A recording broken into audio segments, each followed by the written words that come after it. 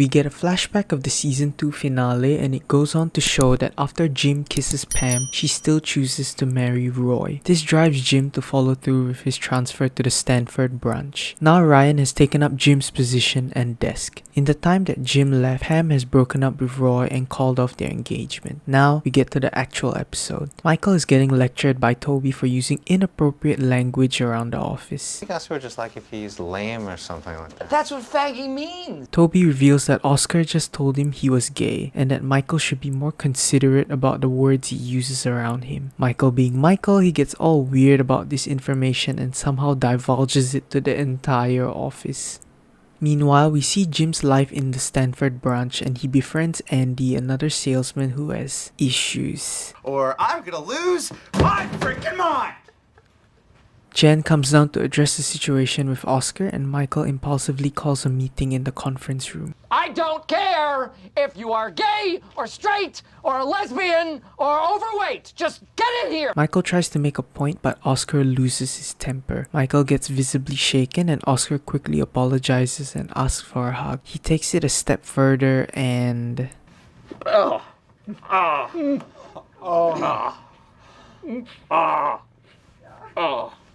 I did it.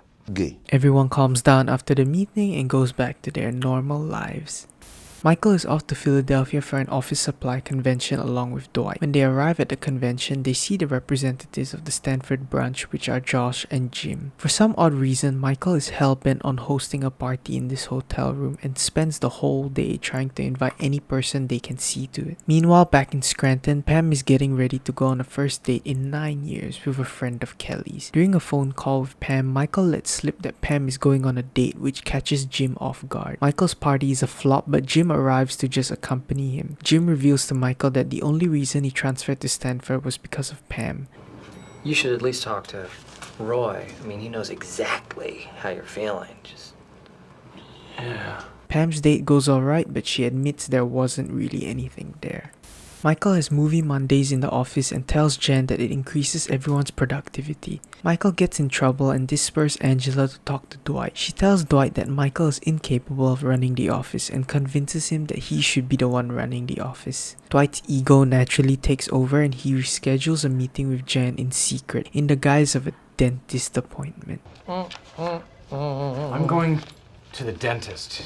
Okay. Meanwhile, in Dunder Mifflin Stanford, the office has an odd ritual where they play Call of Duty together as a team building exercise. Jim, however, is terrible at it. Back at Scranton, Michael gets a call from Jen telling him about the meeting with Dwight and that he should keep his branch under control. Michael is furious, but subtly or not so subtly tries to get Dwight to confess.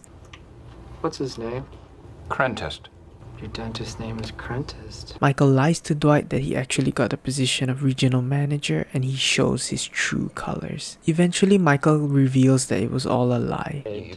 I made the whole thing up, Dwight. The Sebring's cool. How dare you? How dare you, Dwight? He forgives him. Sort of. Back at Stanford, we see Jim become more friendly with his co-worker Karen. Michael gets a call from Jen to let him know that his old boss, Ed Truck, passed away. Michael is mournful and decides that the entire office should be in mourning as well, even if he has to make them. Meanwhile, in Stanford, Jim is in charge of overseeing Karen's overdue project. He sees her looking for a certain bag of chips that happen to be sold out at the vending machine. And I've just decided that we're not doing anything until you get the chips that you require. So I think we should go get some. Michael deems that the office are not sad enough and holds an emergency conference. They are going to play a game where whoever gets the ball must talk about a person dear to them that died. Michael starts and gives a long and winding speech about the sadness he feels about his boss's death. It's Pam's turn and she basically recites the story of $1 Million Baby. I had an aunt. She was this amazing female boxer. She was injured in a fight and she was paralyzed. Ryan goes next and his story is about My cousin, Mufasa, he was trampled to death by a pack of wildebeests. Kevin goes next and doesn't even try to hide that his story is fake. And everyone was over for the weekend. And then my Uncle Bernie died. And so me and my best friend, we had to pretend like he was alive. Wait a second. That's weekend at Bernie's. Michael gets upset before Toby tells him that death is just a part of the circle of life, and even just this morning, he saw a bird ram itself into the office window and die. Michael runs to the bird's rescue and he orders a funeral to be held for the bird, and everybody begrudgingly goes. The funeral, though stupid, was actually quite wholesome, and we see Michael actually overcome his grief about his boss. Back in Stanford, Jim finally finds the chips for Karen. Jen is pissy at Michael. How was your day? I don't care how your day was, Michael. Wow. Dwight is conducting the most pretentious ritual ever for Ryan to officially become a salesman, So where's the sales office? which somehow involves wrestling his brother. It also happens to be Stanley's favorite day of the year, Pretzel Day. Well, I like Pretzel Day. Back at Stanford, we get this great scene. This is not a proportionate response.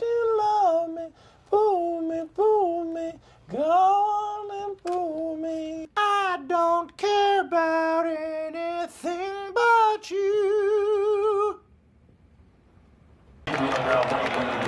Kelly is inviting everyone in the office to a Diwali celebration, a Hindu festival. Meanwhile, in Stanford, the branch has to stay up late to do something called Order form consolidation. Amazingly is even less interesting than it sounds. And to pass the time, Andy suggests they all take shots of alcohol. Back at the Diwali festival, Michael brings along his girlfriend Carol while he mistakenly thinks that the event is a costume party. Michael interacts with Kelly's parents and finds out that they had an arranged marriage, which oddly inspires him to propose to Carol on the spot. Carol of course says no and leaves Michael to hitch a ride with Pam home. Back at Stanford, the two guys are dead drunk, but Jim still tries to cycle home. Jan arrives in Scranton to deliver Michael some bad news. We are closing the Scranton branch. Michael gives the bad news to everyone else, and some are happier than others. If I get to stay and Ryan is laid off, I will kill myself. I really couldn't be happier. Meanwhile, back at Stanford, Andy is rallying everyone to celebrate that Scranton is closing down. Stanford, Connecticut.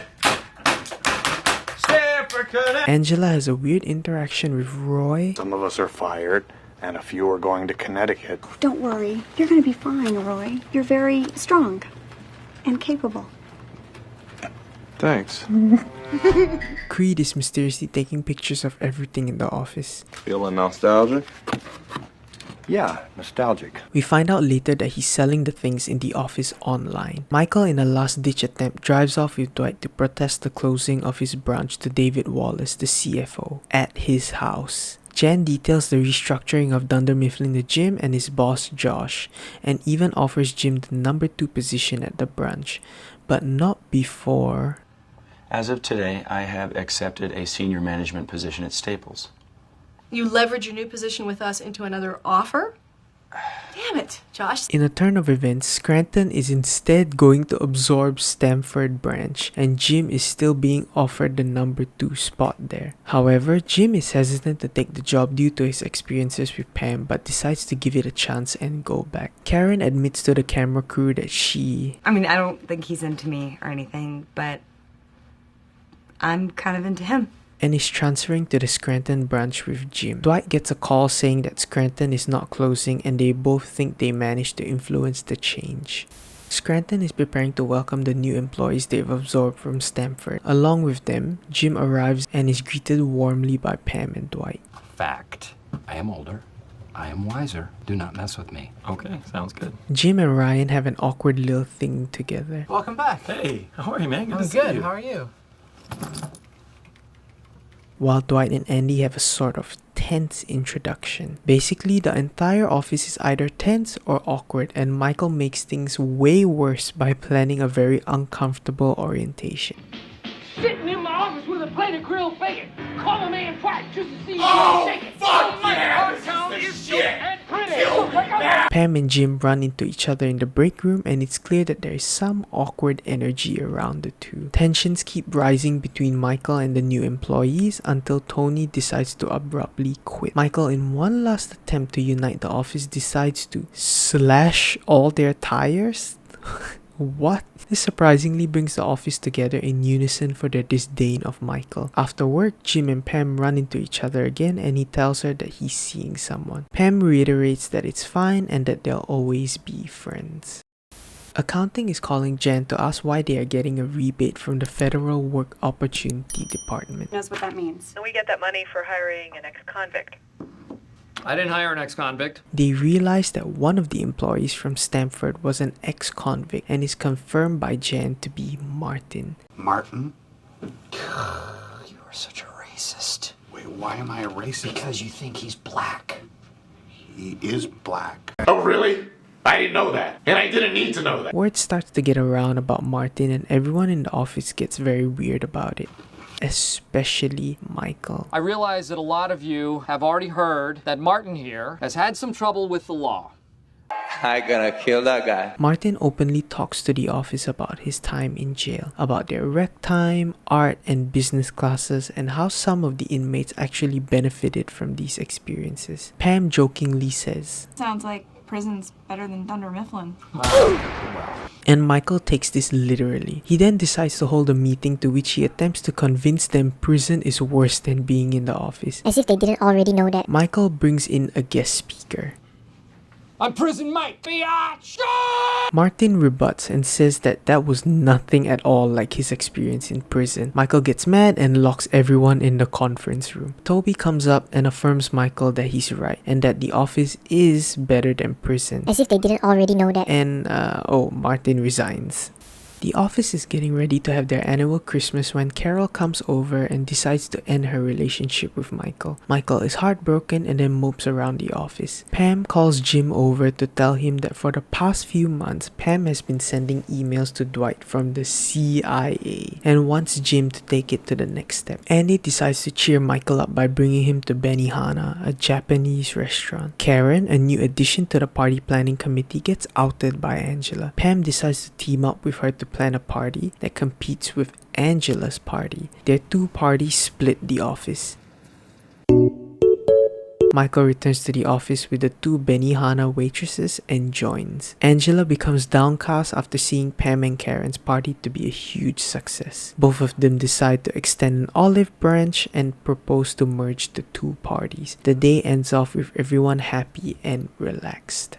Michael just got back from a vacation in Jamaica and is just telling every single person about it. The person he brought along to Jamaica was Jan, and apparently they got really intimate during their vacation. His best friend Packer doesn't believe him, of course, so to prove it, he sends a photo of them together on the beach. Except instead of sending it to Packer, he sends it to... At packer@dundermifflin.com, packaging@dundermifflin.com.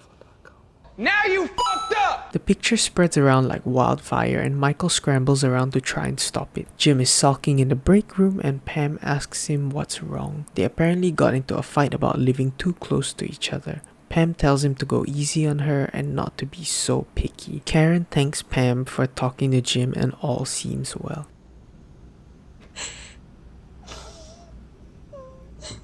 In a rare show of compassion, Dwight comforts Pam and puts his arm around her. Jan visits Scranton, not knowing anything about the leaked photo of her and Michael together. Jan admits that although she dislikes Michael a fair bit, she can't help but feel attracted to him. The episode ends with Pam and Roy having a good conversation together.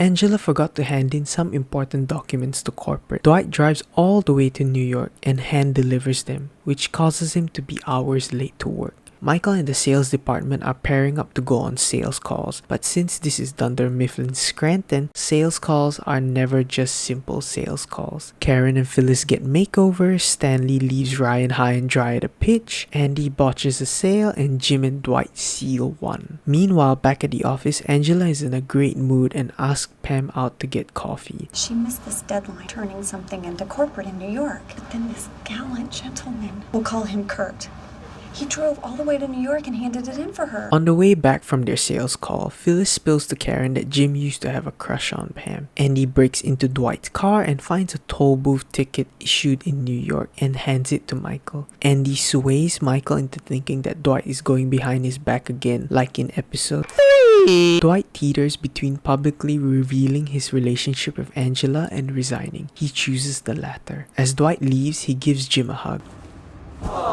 Good. Karen confronts Jim about his crush on Pam and he reassures her that it's nothing to worry about and that he's glad she's here. Dwight is looking for new employment since he was fired by Michael. Professional resume. Athletic and special skills resume. Dwight Schrute trivia. And he settles on a job as a salesman in Staples. Child's play. Give me something hard. Meanwhile, Oscar is back from his vacation given to him in the settlement with Dunder Mifflin, and Angela is trying to make amends with Oscar by planning him a party. Also, Andy is starting to get on Michael's nerves because he sucks up to him at any given moment. After getting annoyed by Andy one too many times, Jim decides to play a prank on him with Pam's help to throw his phone into the ceiling. Angela feels guilty about Dwight's firing and decides to tell Michael about why Dwight was late to work that day. Michael finds Dwight at Staples, apologizes, and hires him back. Andy hears his phone ring and gets so angry about it that he punches a hole in the wall. During the party, Karen confronts Jim. Do you still have feelings for her? Oh my God! Dwight returns to the office and Andy is sent for anger management training. Phyllis's wedding is coming up in a few days and the office is planning a bachelorette party for her. Michael of course can't sit well with this and gets an idea from Packer to plan a bachelor party for Bob Vance, Vance Refrigeration. The conversation goes into hiring strippers for both parties and Jim and Dwight are in charge of handling it. Instead of getting an actual stripper, Jim instead calls. Instead, I called the Scholastic Speakers of Pennsylvania. The one, the only, the sexy Benjamin Franklin. Thank you for that introduction. Who the f*** is that guy? Michael brings in the stripper for Bob Vance, Vance Refrigeration. but he's not having it. Jan threatens to fire Michael for sexual misconduct around the office, but he doesn't really care as long as she's not dumping him. It's Phyllis's wedding day. Woohoo! It would be a shame if... I do. Ladies and gentlemen, may I present to you Mr. and Mrs. Bob Vance? And do you, Bob, take Phyllis to be your... He of course gets kicked out and the party begins. Pam gets very lonely and gets very uncomfortable seeing Jim with Karen. Roy and her reconnect and they leave the wedding together. Jim reaffirms. I'm really happy I'm with Karen. Michael apologizes to Phyllis for making a fool out of himself at the wedding, but she forgives him. Ryan has invited Michael to be a guest speaker at his class in business school. Pam is back together with Roy and she's also inviting everyone from the office to check out the art show with some of her pieces. Oh, and also a bat flies into the office and Jim is pretending that he got bit and is turning into a vampire. Bye, Dwight. Goodbye, Jim. Ryan briefs the class about the failing business that is Dunder Mifflin without Michael's knowledge. Michael goes on with his shenanigans and is logically torn down by the students. He throws a massive fit and leaves the hall. You know what? He doesn't know anything, and neither do you. Suck on that! Oh my god, he on X Games mode. On the way back, Michael imparts on Ryan some surprisingly profound words. Good manager doesn't fire people, he hires people and inspires people. And people will never go out of business. Pam is getting no love for her paintings and is getting really disheartened by the whole experience. Roy is also not giving her the support she needs. Before Pam can wrap up the show, Michael arrives and seems to be the only one to really admire her hard work. Wow! You did these? I'm really proud of you.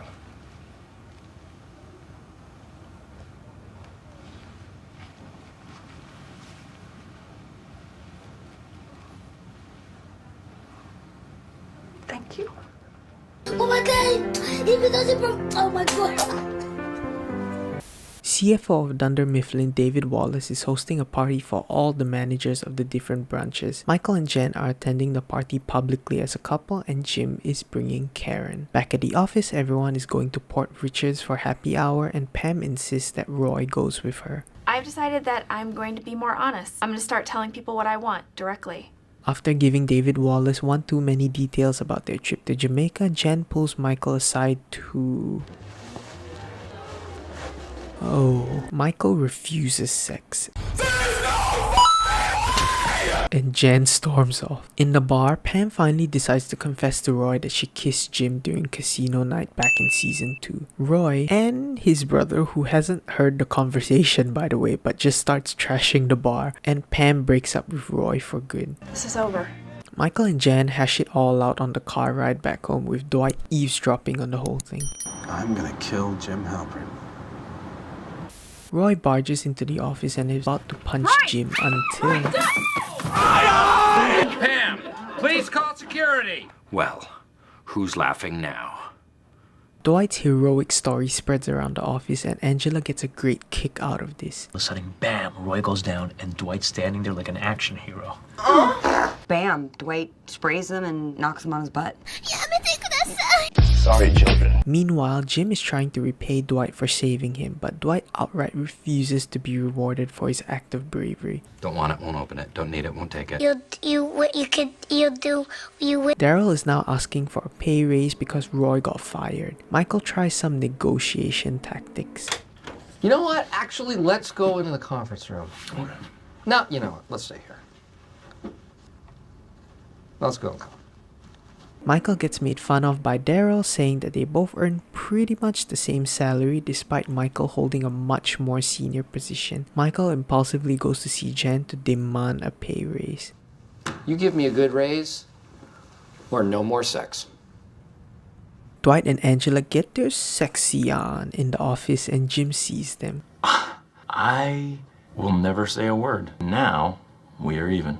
Andy returns for his first day back from anger management, and... Hey guys, guess who's back? The warehouse guys are conducting safety training, and Michael doesn't seem to get it. Quiz, Mike. Should you drive the forklift? I can and I have. No. Michael gets pissy and gets Toby to conduct safety training. Daryl gets understandably mad at Michael for wasting his time and calls him out for never having to handle anything dangerous in the office. Michael, while looking up dangerous things in the office, somehow lands on the topic of depression and how it can lead to suicide. Michael decides to turn this finding into a whole seminar to give to the office, and he wants visual aids for his presentation. We're going to have another safety seminar. Only this time, where's Michael? Oh my God, he is on the roof. Dwight yells at everyone that Michael's going to kill himself unless they listen to what he has to say. The stress of my modern office has caused me to go into a depression. Isn't that just a fancy word for feeling bummed out? Dwight, you ignorant slut. Before Michael actually jumps, Daryl talks him down by saying how brave Michael is to just be Michael. Do you really mean that? I couldn't do it. I ain't that strong, and I ain't that brave. He comes down and... Am I a hero? I really can't say, but yes. We first get one of the best cold opens of the show. It's better. Bears beats Battlestar Galactica. What is going on? What are you doing? Identity theft is not a joke, Jim. Millions of families suffer every year. Michael! Oh, that's funny. Michael? Dunder Mifflin is having a crisis. Apparently a disgruntled employee at the paper mill decided that it would be funny to put an obscene watermark on our 24-pound cream letter stock. So now the entire office is doing damage control. Kelly, as the customer service representative, is in charge of training the accounting department on how to handle customer calls. I like ice cream too, mate. Alligators and dingo babies. Creed, who is in charge of quality assurance at the paper mill, decides to frame another employee at the paper mill named Debbie to save his job. Meanwhile, Michael sends Andy and Jim to a school where their tainted paper was being used. While walking through the school halls, Andy is horrified to learn that his girlfriend is actually one of the high school students. Michael is holding a press conference with just one media member to apologize to one of his clients, which... I don't accept your apology. Well, we are extremely sorry. When the client suggests that Michael resigns from his post, he rashly kicks her out of the office and then decides to make an apology video. Except it was more akin to a bomb threat than an actual apology video. There is no way I will resign. It wasn't me. If I am fired, I swear to God that every single piece of copier paper in this town is going to have the F word on it. You have 1 day. 1 day for what? They always give an ultimatum. Creed ultimately gets Debbie fired and save his job. Andy is dejected while driving home, but Jim decides to cheer him up.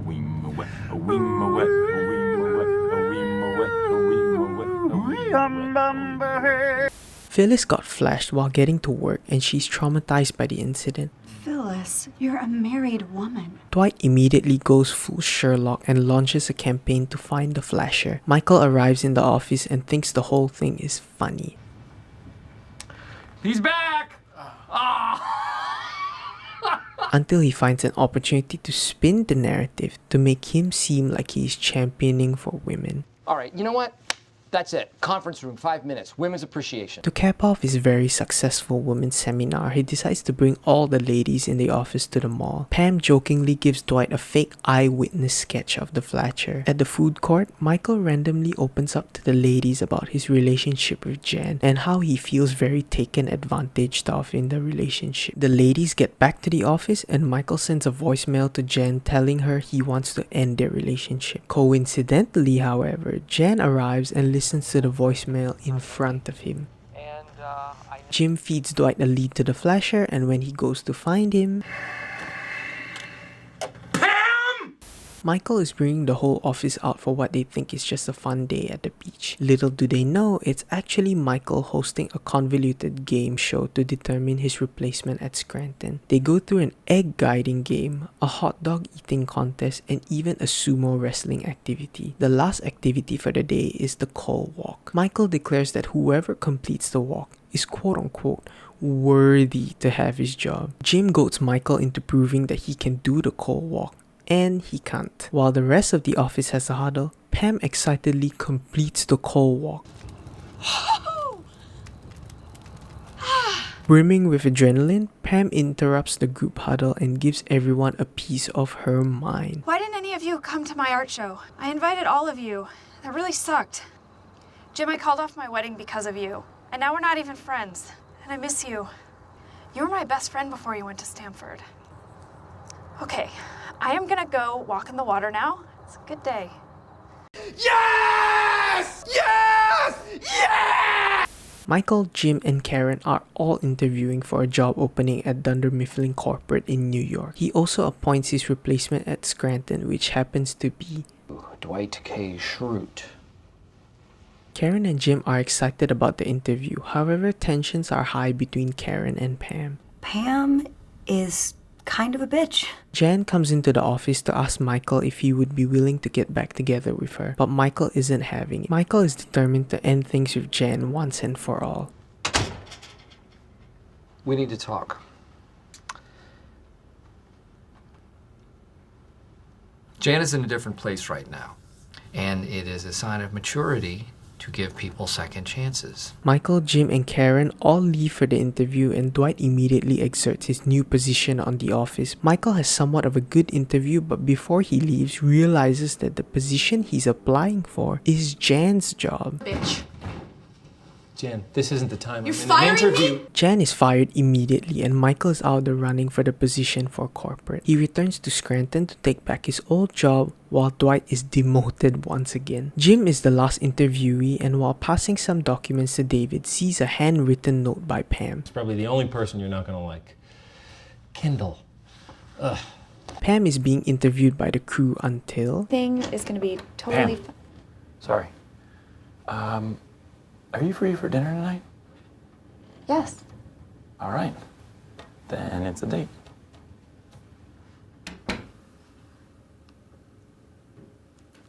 David Wallace is on the phone congratulating someone on getting the corporate job and is revealed to be... I'm excited too. Okay, bye. Who was that? Nobody. You and I are done. What? And we end off season 3 right there. Also, if you like the video, do consider leaving a like and subscribe. It would mean a lot to me to have your support. And I'll see y'all in season 4. Bye everybody.